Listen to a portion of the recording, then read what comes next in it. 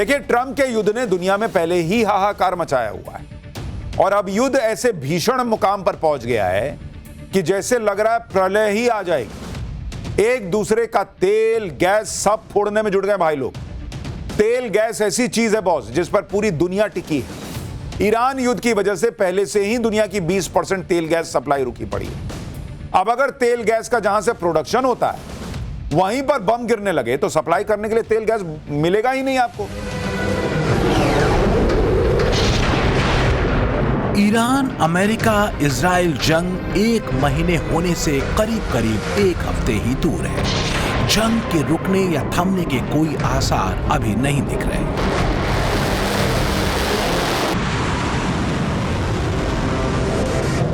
तनाव सिर्फ ईरान या मिडिल ईस्ट के लिए नहीं है बल्कि पूरी दुनिया के लिए है, क्योंकि मिडिल ईस्ट में उड़ते बारूद और धधकते तेल और गैस के भंडारों ने दुनिया की ऊर्जा को सोख लिया है। दुर्भाग्य से इस युद्ध की कमान अमेरिका के उस राष्ट्रपति के हाथों में है जिन्हें दुनिया सबसे अस्थिर मानसिकता वाले शख्स के रूप में जानती है। Question, my military people would be very happy, but we have a lot of troops, we have unlimited ammunition, we have the greatest equipment in the world, and we are decimating Iran. It's about time, and frankly it should have been done long before me. Trump के दिमाग में क्या चल रहा है? अपने जीवन के उत्तरार्ध में ट्रंप क्या सत्ता की शक्ति से पूरी दुनिया को असंतुलित करने निकले हैं?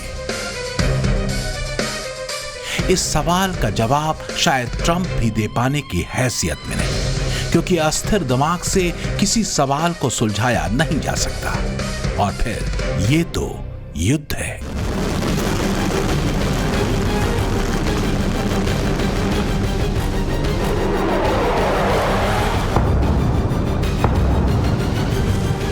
एक तरफ इनके डोनाल्ड ट्रंप कहते हैं कि ईरान को तो ऐसा फोड़ दिया है कि कुछ बचा ही नहीं।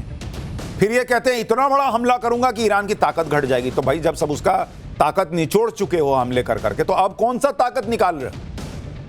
बोलो ना कि तुम्हारी इज्जत जो है वो मिट्टी में मिल रही है। सवाल ये है कि ईरान अमेरिका इजराइल युद्ध कब रुकेगा? विश्व के सामने खड़ी आर्थिक चुनौती क्या और बड़ी होगी? ट्रंप के वॉर प्लान का अल्टीमेट गोल है क्या?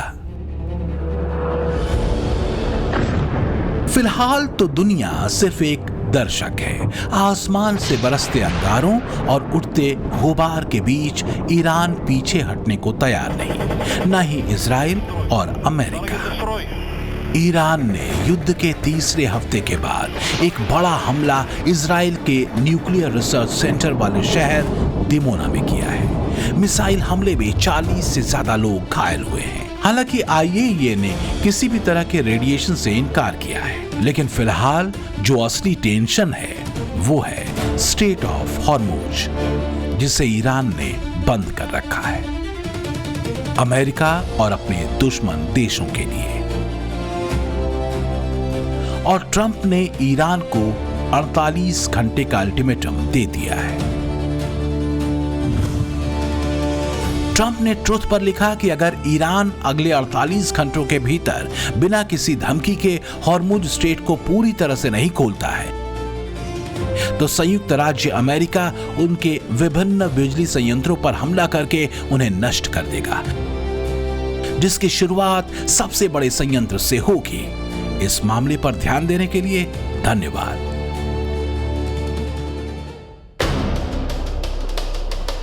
क्या ये ट्रंप की सिर्फ गीदड़ भभकी है या वाकई ट्रंप ऐसा करने जा रहे हैं? अगर ईरान ने हॉर्मुज स्ट्रेट को नहीं खोला तो क्या होगा? लेकिन ऐसा करना ईरान के लिए दुनिया पर बनाए गए प्रेशर को कमजोर करने जैसा होगा और इसके बाद एक तरह से ईरान को अमेरिका और इजराइल के और घातक हमलों के लिए खोल देना होगा, क्योंकि हॉर्मुज स्ट्रेट को ईरान अब तक एक शील्ड की तरह इस्तेमाल कर रहा है हॉर्मुज स्ट्रेट को बंद कर ईरान की कोशिश अमेरिका और इजराइल पर वैश्विक दबाव बनाने की है। हॉर्मुज स्ट्रेट बंद होने से तेल की कीमत जो पहले 70 से $75 प्रति बैरल थी, वो 110 से $126 प्रति बैरल तक पहुंच चुकी है। एक्सपर्ट कह रहे हैं कि अगर हॉर्मुज स्ट्रेट लंबे समय के लिए बंद हुआ तो दुनिया ग्रेट डिप्रेशन में फंस सकती है।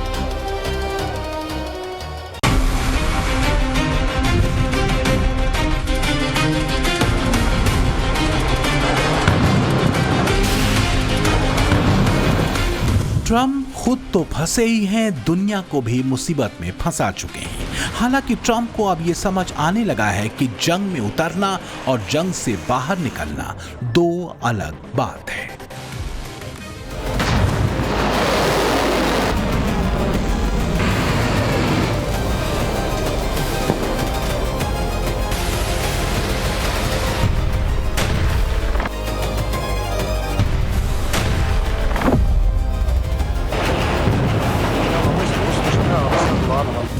भारत के भीतर बैठकर जो लोग सस्ते और हल्की टिप्पणियां ऑपरेशन सिंदूर को लेकर करते रहे, ये तस्वीर उनके लिए भी है। बीते 4 साल का ये रिकॉर्ड देखें जो बड़े और गंभीर संघर्षों की है। 24 फरवरी 2022 को रूस यूक्रेन जंग शुरू हुई थी जो अब तक जारी है, जबकि पिछले साल अप्रैल में हुए आतंकी हमले के बाद भारतीय सेना ने पाकिस्तान में ऑपरेशन सिंदूर चलाया। पाकिस्तानी सेना को जमकर पीटा और फिर पाकिस्तान के गिड़गिड़ाने पर सीज फायर भी हुआ और भारत युद्ध से बाहर निकल गया। जबकि ईरान इजराइल अमेरिका युद्ध 28 फरवरी को शुरू हुआ था और अभी तक जारी है, और आगे ये कब खत्म होगा नहीं मालूम।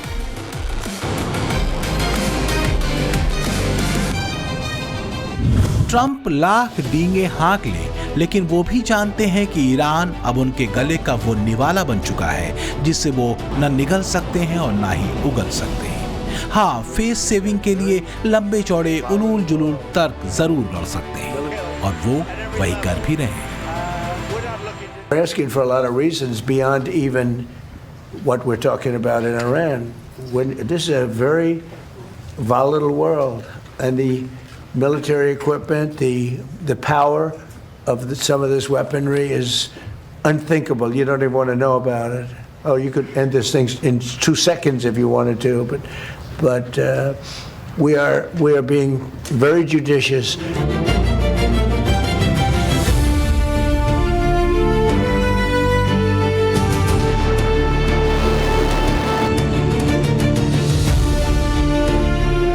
ये सच है कि ईरान की हैसियत अमेरिका के सामने कुछ भी नहीं, ठीक वैसे ही जैसे भारत के आगे पाकिस्तान की औकात। लेकिन अमेरिका ईरान के ट्रैप में फंस चुका है। ईरान छोटे छोटे हमले करके और युद्ध लंबा खींचकर अमेरिका को आर्थिक और सैन्य दोनों नुकसान पहुंचाने की रणनीति पर काम कर रहा है।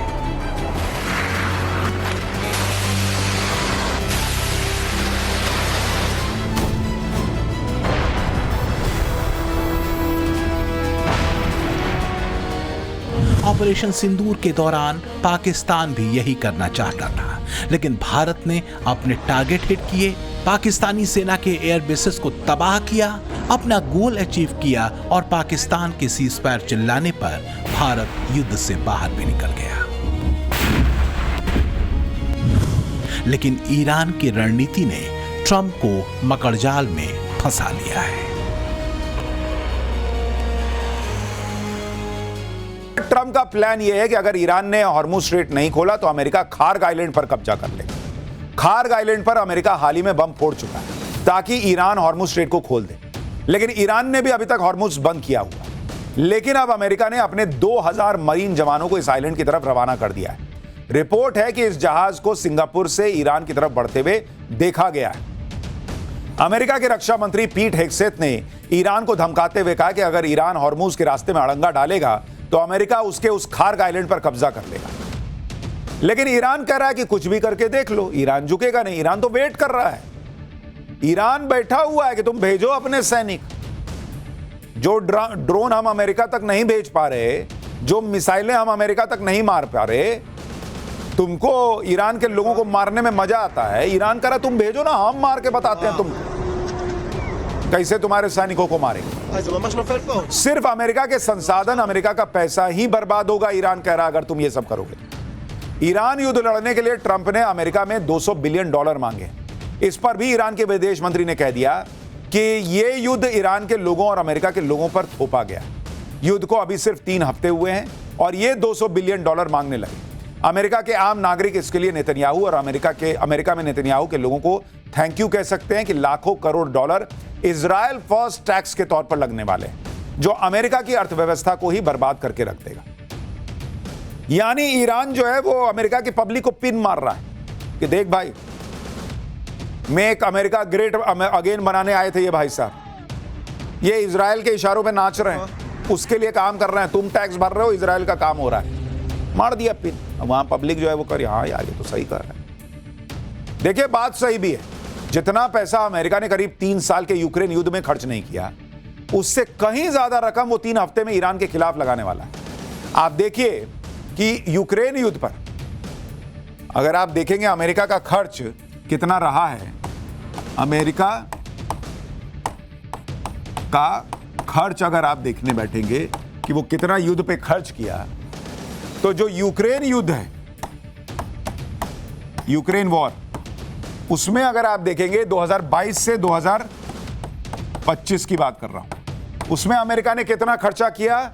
16 लाख करोड़ रुपए 3 साल में बॉस, 16 लाख करोड़ रुपए। और ईरान युद्ध में, ईरान वॉर में अमेरिका कितना खर्च कर रहा है?